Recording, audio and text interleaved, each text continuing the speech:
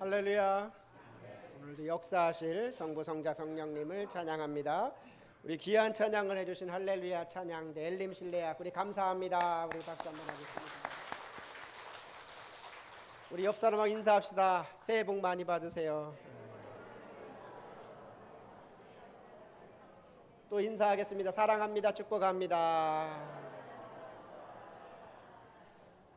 자, 오늘은 2024년도 첫 주일입니다.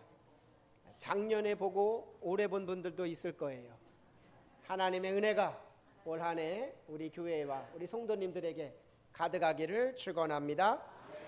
올해를 준비하면서 우리 교회 비전을 이렇게 정했어요. 다 같이 하면 은혜와 사랑이 넘치는 교회, 생명을 살리는 교회. 이것이 우리 교회의 비전이에요.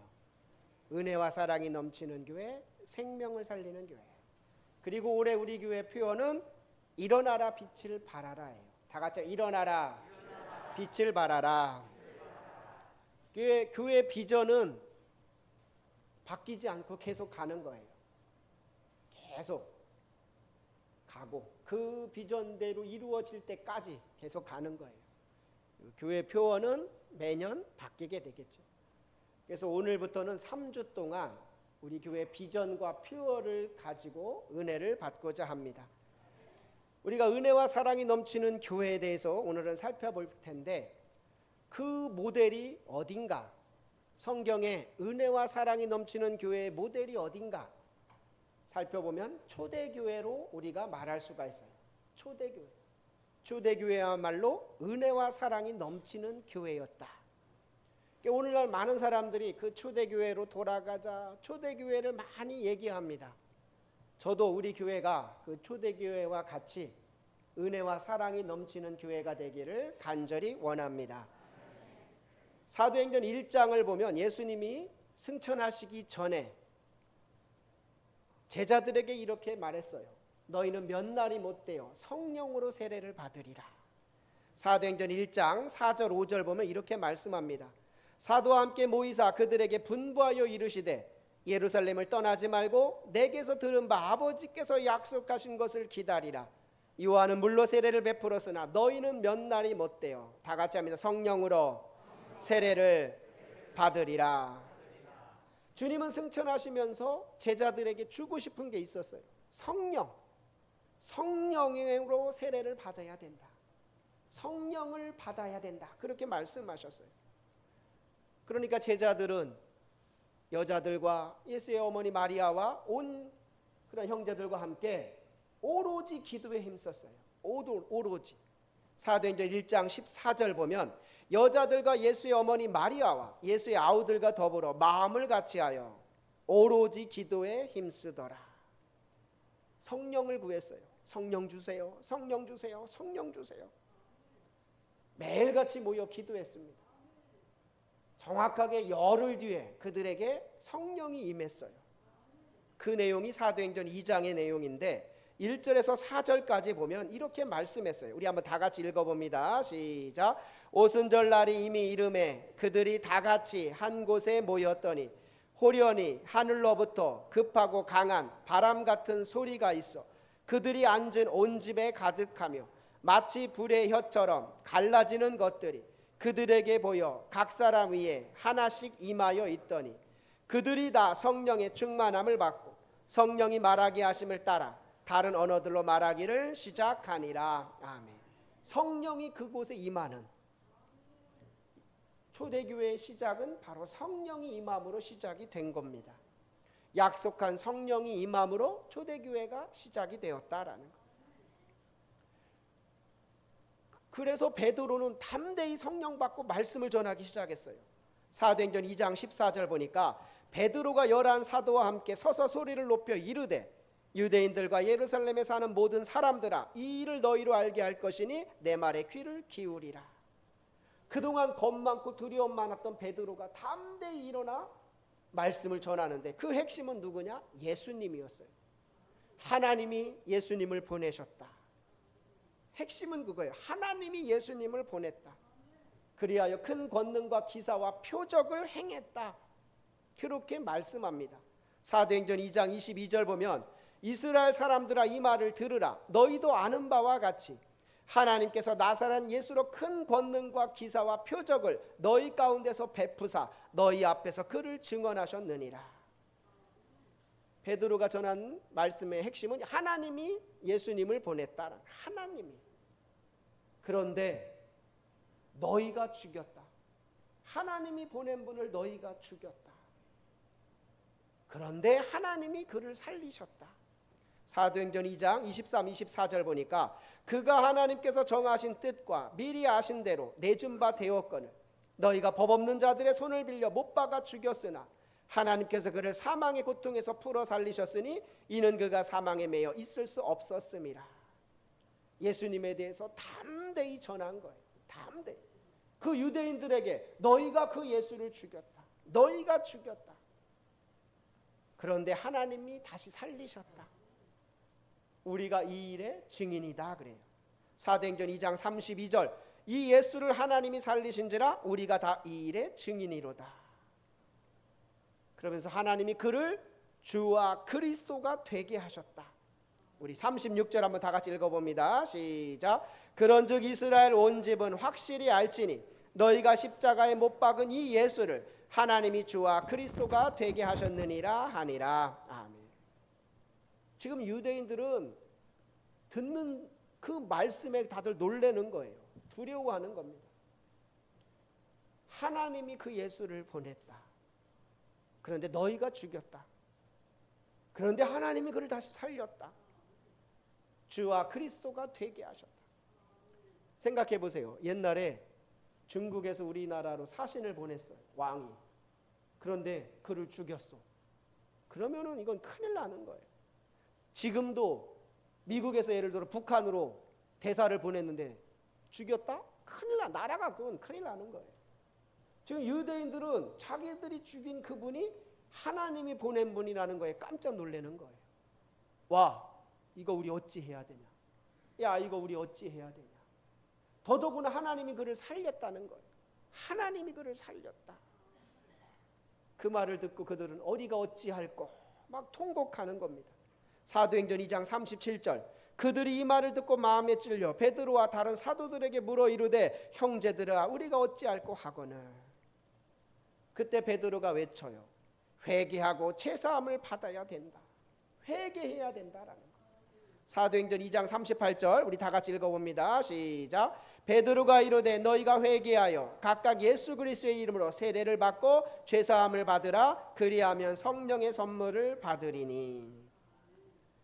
그때 그 말을 듣고 그 하루에 세례 받고 회개한 자가 3,000명이나 더했다라는 거. 사도행전 2장 41절 그 말을 받은 사람들은 세례를 받음에 이날의 신도의 수가 3,000이나 더하더라. 생각해 보세요. 하루에 3,000명이 막 회개하면 어찌할꼬 막 주님께 돌아오는 은혜가 넘치는 그러한 상황을 우리가 상상하게 되는 겁니다. 우리가 은혜가 넘치는 교회 할 때는 바로 이걸 상상하는 거예요. 초대교회와 같이 처음에는 기도의 은혜가 넘쳐야 돼요. 간절히 기도해야 돼요.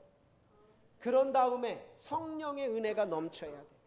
하나님이 기도하는 자에게 성령을 부어주셔요. 그런 다음에 말씀의 은혜가 넘쳐나요.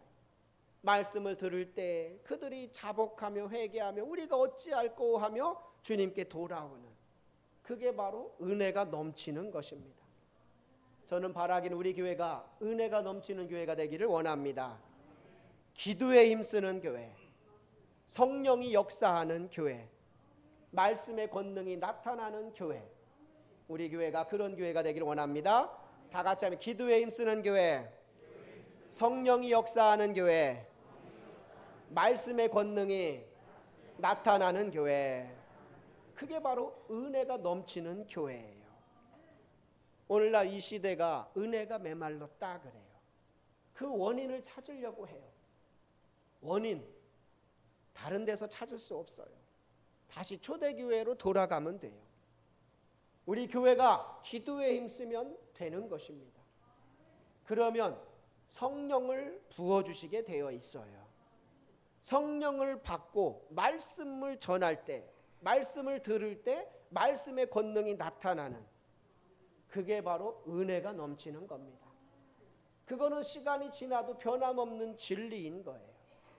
저는 그래서 우리 교회가 은혜가 넘치는 교회가 되기를 원합니다. 이 교회가 어떻게 신앙생활 했는가가 오늘 봉독한 42절부터의 내용이에요. 먼저 그 3천여 명이 넘는 그들이 어떻게 했느냐. 사도행전 2장 42절 보면 그들이 사도의 가르침을 받아 서로 교제하고 떡을 떼며 오로지 기도하기를 힘쓰니라. 그들이 서로 모이면서 서로 교제하며 떡을 뗐다라는, 오로지 기도하기를 힘썼다. 저는 우리 교회가 이런 교회가 되기를 원합니다. 서로 사도의 가르침을 받고 서로 교제하고 떡을 떼며, 이 떡을 떼는 게 중요해요.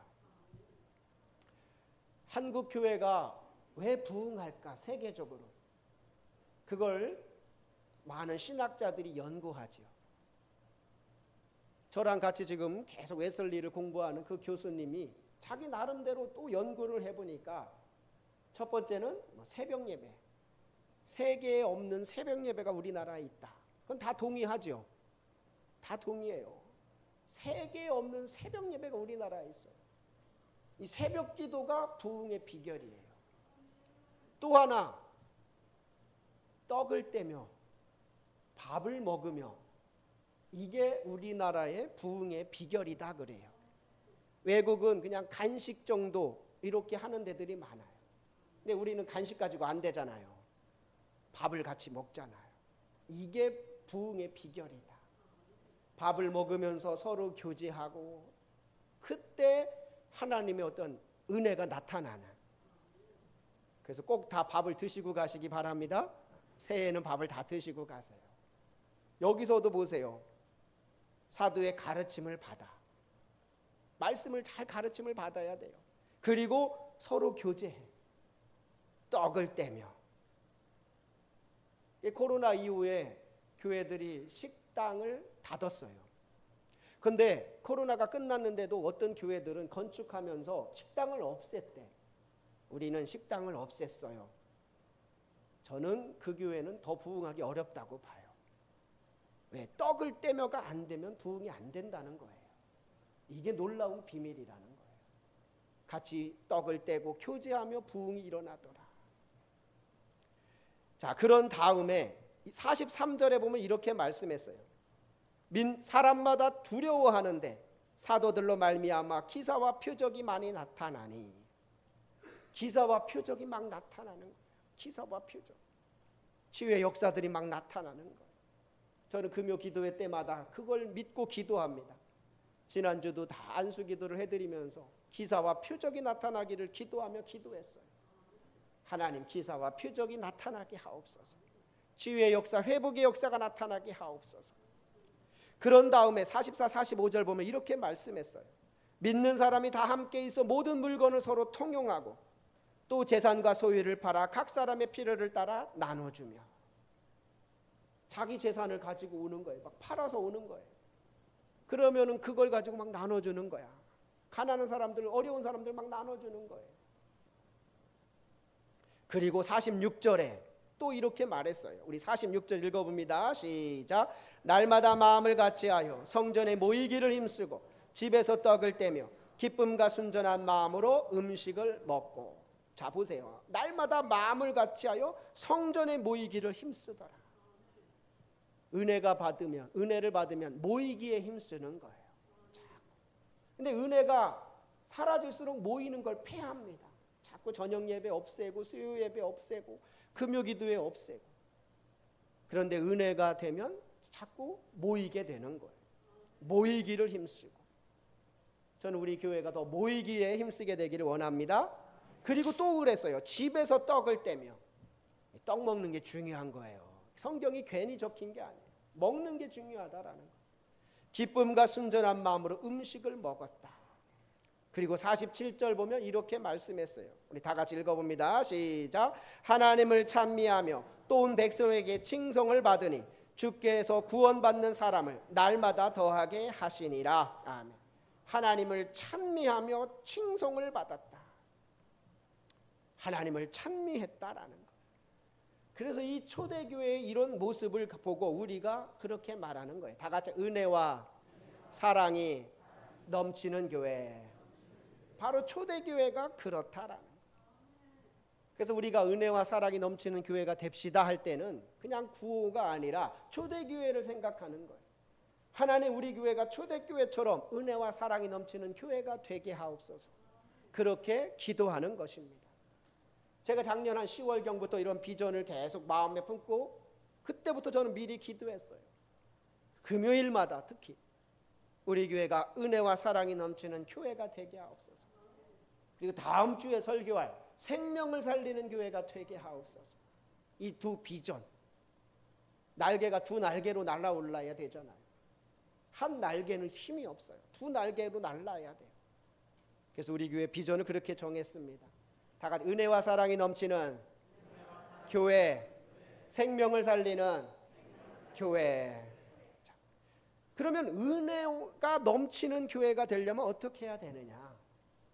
우리는 다른 데서 답을 찾으면 안 돼요. 성경에서 답을 찾아야 돼요. 은혜가 넘치는 교회는 사도행전 1장처럼 그들이 기도에 힘썼다. 여기서 답을 얻어야 돼요. 우리가 은혜가 넘치는 교회가 됩시다. 이건 구호가 아니에요. 우리 다짐합시다, 구호 외칩시다 한다고 되는 게 아니에요. 그런 교회가 되기를 원한다면, 여러분 은혜가 넘치는 교회가 되기를 원하시죠? 그런 교회가 되기를 원한다면 오로지 기도에 힘써야 돼요. 하나님, 우리 교회가 은혜가 넘치게 하옵소서. 은혜가 넘치는 교회가 되게 하옵소서. 그리고 성령을 구해야 돼요. 하나님, 성령을 주옵소서. 성령을 주옵소서. 아무리 시대가 변해도 이거는 변하지 않습니다. 간절히 기도해야 되는 거예요. 간절히. 기도하는 교회가 은혜가 넘치는 교회가 될 줄로 믿습니다. 왜? 기도하는 곳에 하나님은 성령을 부어주시겠다 그랬어요. 성령을. 누가복음 11장 13절 이렇게 말씀했어요. 우리 다 같이 한번 읽어봅니다. 시작. 너희가 악할지라도 좋은 것을 자식에게 줄 줄 알거든 하물며 너희 하늘 아버지께서 구하는 자에게 성령을 주시지 않겠느냐 하시니라. 약속대로 구하는 자에게 성령을 주신다. 그러니까 우리가 구할 때 성령을 구해야 돼요. 성령. 그러한 교회가 은혜가 넘치는 교회가 되는 것입니다. 그래서 우리가 금요 기도회 때 성령을 구하는 거예요. 지난주도 부흥을 위해 기도했어요. 우리 심령의 부흥, 우리 교회의 부흥을 위해 간절히 기도했어요. 하나님께서 우리 교회에 성령을 부어주실 줄로 믿습니다. 언제 부어주실지 몰라요. 도적같이 임한다 했어요. 마가다락방에 임한 그러한 성령이 우리 교회에 부어줄 줄로 믿습니다. 금요 기도에 사모하며 나오세요. 사모하며. 그리고 다음 주에 있을 부흥회는 작년에 미리 예약한 거예요. 그분이 너무 바쁘신 분이고 유명한 분이라 강사님이 미리 저한테 정해줬어요. 작년에 강사님이 이분을 꼭 모시라. 저는 다음 주에 있을 부흥회도 하나님께서 우리에게 은혜 주실 줄로 믿습니다. 그래서 우리가 정말 은혜가 넘치려면 그런 은혜를 사모해야 돼요. 기도의 자리를 사모하고 부흥회를 사모하고 그리고 기도해야 돼요. 하나님, 우리 교회가 은혜가 넘치게 하옵소서. 하나님, 우리 자신이 은혜가 넘치게 하옵소서. 하나님은 기도하는 자에게 은혜를 주실 줄로 믿습니다. 그리고 두 번째는 말씀을 사모해야 돼요. 베드로가 말씀을 전할 때 그들에게 은혜가 막 임했어요. 그래서 그들이 회개하고 하루에 3,000명이 막 돌아왔어요. 말씀의 은혜가 있었어요. 여러분 말씀을 사모하시길 바랍니다. 그리고 한번 주일날 설교 든 걸로 끝나지 마시고 집에 가서도 또 들어보시고 또 들어보시고 말씀의 은혜가 있어야 돼요. 결국 은혜가 넘치는 교회가 되기 위해서는 이 과정을 잘 가면 돼요.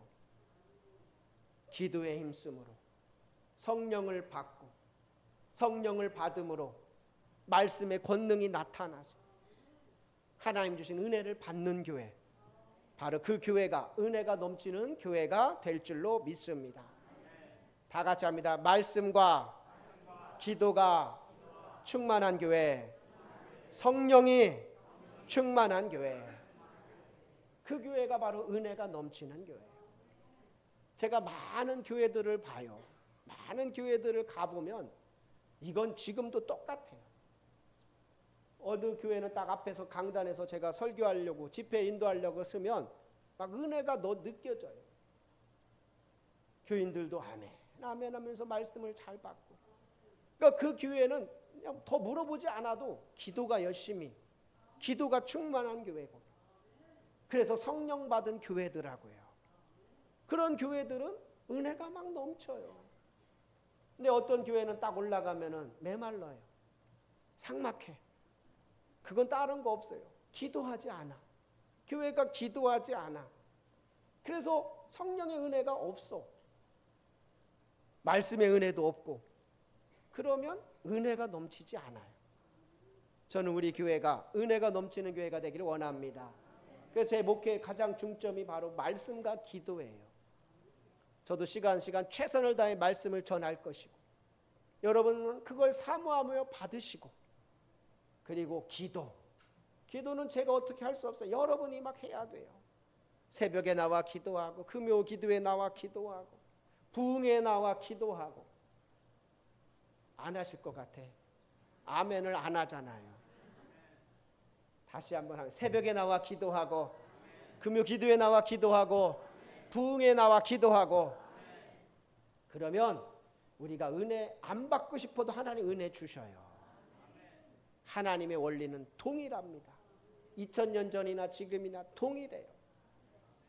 우리 교회가 기도가 살아나고 말씀이 살아나는 은혜가 넘치는 교회가 되기를 원합니다.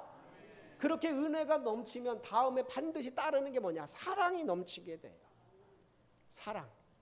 사랑은 억지로 될 수 없어요. 은혜가 없는데 사랑이 넘친다? 이건 있을 수가 없어요. 우리가 말하는 사랑은 크게 두 가지예요. 하나님에 대한 사랑, 성도에 대한 사랑, 이웃에 대한 사랑. 초대교회는 은혜를 받으니까 먼저 하나님을 사랑하게 됐어요. 하나님. 그들이 행한 걸 보세요. 시키지 않았는데도 마음을 같이하여 모이기에 힘썼다 그랬어요. 우리 46절 한번 읽어봅니다. 46절 시작. 날마다 마음을 같이하여 성전에 모이기를 힘쓰고 집에서 떡을 떼며 기쁨과 순전한 마음으로 음식을 먹고. 마음을 같이하여 성전에 모이기를 힘썼다라는 거. 하나님을 사랑한다라는 거. 여러분 은혜 받았을 때 생각해 보세요. 내가 은혜 받을 때는 성전에 오고 싶어요. 성전에 오는 게 막 기뻐. 예배가 너무 좋아. 여러분 오늘 다 그런 마음으로 오셨지요? 근데 은혜 잃어버리세요. 교회 가기 싫어. 광고에도 있잖아. 학교 가야지. 가기 싫어. 야, 네가 선생님인데 가야지 그러잖아. 목사님들도 교회 가기 싫을 수도 있어요. 은혜를 잃어버리면. 장로님이라고 뭐 권사님이라고 내가 은혜를 받아야 교회 오기가 좋아지고 모이기에 힘쓰게 되고, 그게 하나님을 사랑하는 것이에요. 그러면은 교회 와서 청소하는 것도 기쁘고 봉사하는 것도 기쁜 거예요. 왜? 하나님을 사랑하니까. 제가 경험해 보면은 정말 내가 은혜를 받으면 성전을 사랑하는 것뿐만 아니라 성전을 청소하는 것도 기쁨으로 하게 되더라고요. 제가 신학교 때 다녔던 그 교회가 처음에 신학생으로 갔어요. 나 이제 신학생이다. 그래도 선배가 나를 데려갔어요. 근데 나보고 화장실 청소하래. 신학생이 화장실 청소를 해야 된대. 나는 명색에 나는 그래도 감리교 신학대학 신학생인데 화장실 청소를 시키시더라고. 다른 화장실 청소는 아무것도 하지 말래. 신학생들만 해래. 그 목사님 참 독특하시죠. 교회 화장실 청소해 보세요. 이게 얼마나 내가 여기 왜 왔어? 내가 이 교회 왜 왔어? 이거 화장실 청소하려고 왔나? 우리 동기들 사이에 소문 났어요. 야, 너 화장실 청소하려고 그 교회 갔냐? 저는 공주에서 와가지고 서울에서 신학교 다니면서 이제 그 교회를 처음 3월에 간 건데 선배가 같이 가자고 해서. 네, 나중에 지나니까 내가 어느 순간에 기쁨으로 하고 있더라고요. 막 기쁨으로 화장실 청소하고 있어요. 그 차이가 뭐지 보니까 내 안에 은혜가 생겼더라고요. 그러니까 그 담임 목사님이 그걸 원했던 거예요. 너네 신학생이라고 까불지 마. 교만하지 마. 우쭐대지 마. 너 가장 낮은 것부터 청소해라. 그래서 나중에 그 비밀을 깨달았어요. 우리 신학생들 화장실 청소 좀 해볼까? 대답들을 안 하네. 나중에는 내가 그 화장실 청소가 기쁜 거예요. 근데 그걸 제가 목회 나가서도 느꼈어요. 밥 먹기 전에 죄송하지만 화장실이 막혀요 또. 그럼 나를 찾아와. 목사님 화장실이 막혔어요. 내가 다 뚫었어요. 근데 그게 더럽지 않더라고요. 진짜 여러분 가족들 아마 가정에서 그럴 거예요. 내 사랑하는 가족의 그런 화장실 막힌 건 더럽지 않더라니까요. 근데 내가 다 뚫어줬어요. 여자 화장실도 다 뚫어주고 다 했었어요. 저는 이게 하나님의 비밀이구나. 은혜를 받으면 하나님을 사랑하고 하나님의 교회를 사랑하게 되는 거구나. 청소도 기쁨으로 하게 되는 것이고 봉사도 기쁨으로 하게 되는 거구나. 저는 우리 성도들에게 이러한 사랑이 가득하게 되기를 원합니다. 어제도 청소하는 걸 봤어요. 우리 여선교회 남선교회가 와서 얼마나 막 감사한지. 정말 오늘 말씀이 그대로 이루어지는 것 같아서 제가 너무 감사했어요. 교회가 내 교회예요. 다른 사람의 교회가 아니야. 우리가 다른 교회 가서 청소할 이유 없어요. 내 교회, 내가 가꾸고 내가 닦고 내가 쓸고 하면서 그 마음이 생기는 겁니다. 저는 우리 성도님들이 하나님을 사랑하게 되기를 축원합니다. 성전을 사랑하게 되기를 축원합니다. 하나님을 사랑하면 교사도 감사, 찬양대도 감사, 모든 게 감사한 거예요. 하나님을 사랑하는데, 하나님을 사랑하는데 우리 안에 그러한 사랑이 있게 되기를 축원합니다. 또 이렇게 은혜가 넘치면 이웃을 사랑하게 돼요. 성도를 사랑하게 돼요. 오늘 말씀 보세요. 44, 45절 보면 이렇게 말씀했어요. 믿는 사람이 다 함께 있어 모든 물건을 서로 통용하고 또 재산과 소유를 팔아 각 사람의 필요를 따라 나눠주며. 물건을 서로 통용했다라는, 서로 나눠주고 자기 걸 나눠주면서 서로 가난한 사람들을 돌보고 어려운 사람들을 돌보는 그런 초대교회를 보게 되는 거예요. 사도행전 4장 33, 35절 보니까 이렇게 말씀했어요. 사도들이 큰 권능으로 주 예수의 부활을 증언하니 무리가 큰 은혜를 받아 그 중에 가난한 사람이 없으니 이는 밭과 집 있는 자는 팔아 그 판 것의 값을 가져다가 사도들의 발 앞에 두매 그들이 각 사람의 필요를 따라 나누어 줌이라. 은혜를 받으니까 어려운 이들이 막 보이는 거예요. 그래서 자기에게 있는 걸 가지고 와서 팔아서 갖다 주는 거야. 그럼 사도들이 그걸 가지고 다 어려운 사람들을 막 나눠주는 거예요.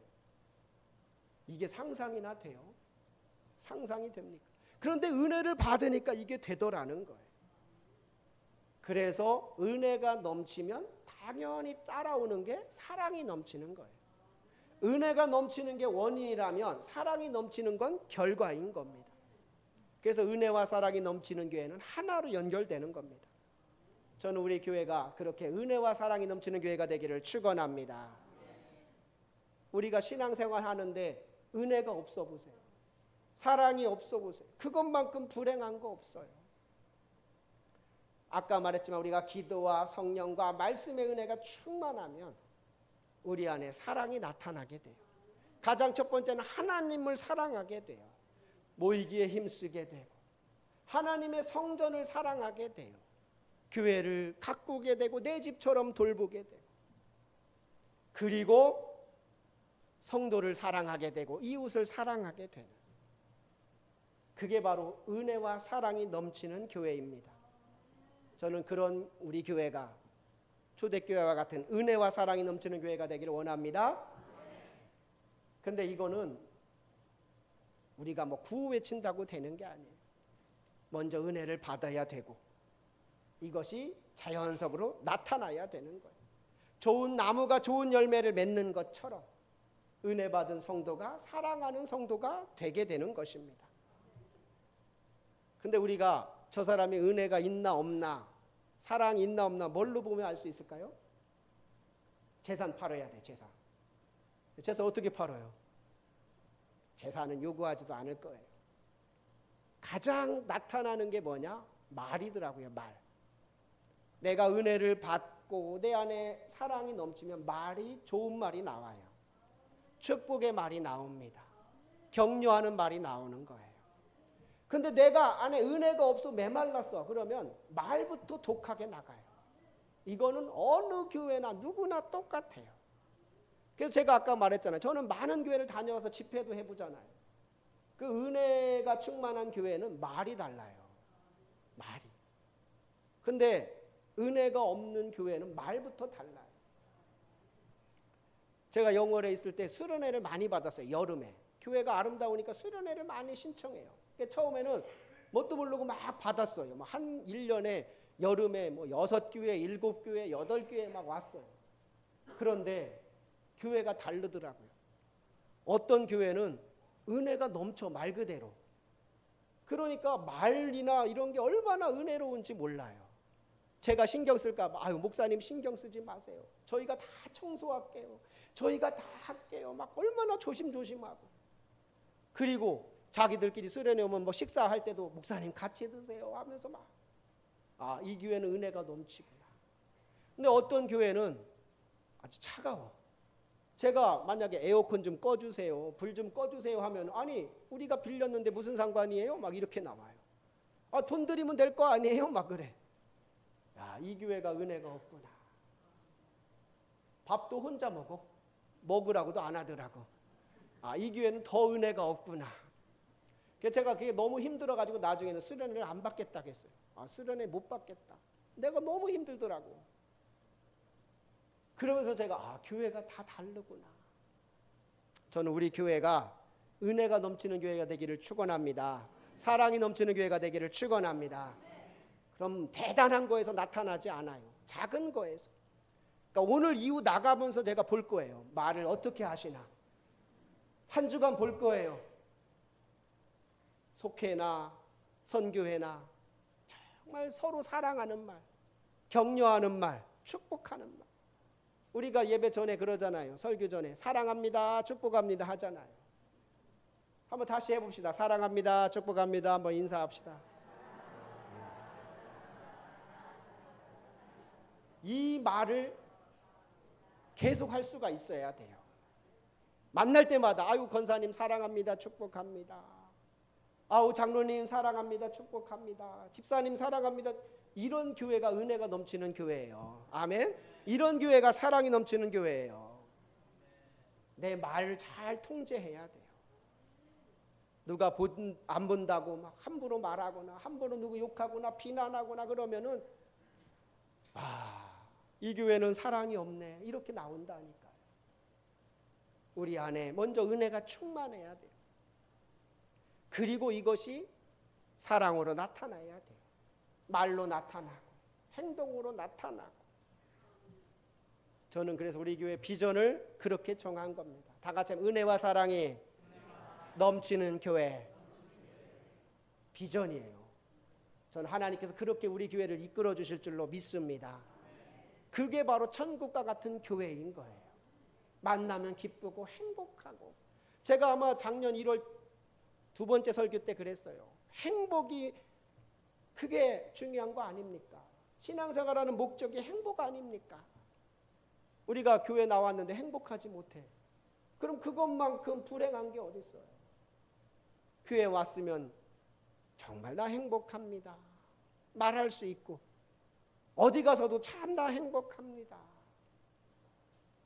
정말 우리 교회가 그렇게 고백되어지는 우리 교회가 되기를 원합니다.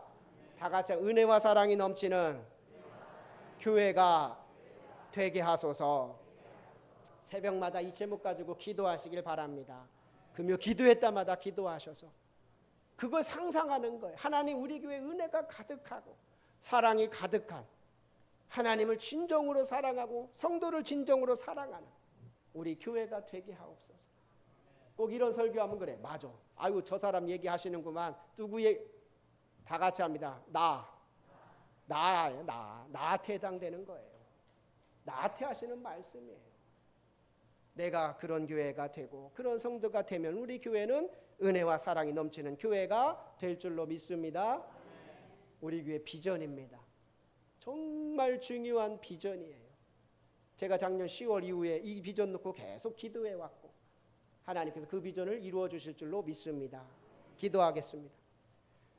초대교회는 간절히 기도했고 성령 받았습니다. 말씀의 권능이 나타나며 그들 안에 은혜가 넘쳤습니다. 사랑이 넘쳤습니다. 하나님에 대한 사랑, 성도에 대한 사랑이 넘쳤습니다. 바라기는 우리 구로동 교회가 은혜와 사랑이 넘치는 교회가 되게 하여 주옵소서. 이 비전을 놓고 나아갑니다. 비전대로 이루어 주옵소서. 나부터 변화되게 하시고 나 먼저 은혜 받게 하여 주옵소서. 행복한 교회가 되게 하여 주시고 하나님을 기쁘시게 하는 우리 구로동 교회가 되게 하여 주옵소서. 하나님께서 그렇게 역사하실 줄로 믿고 감사를 드리며 우리 주 예수 그리스도의 이름으로 기도하옵나이다. 아멘.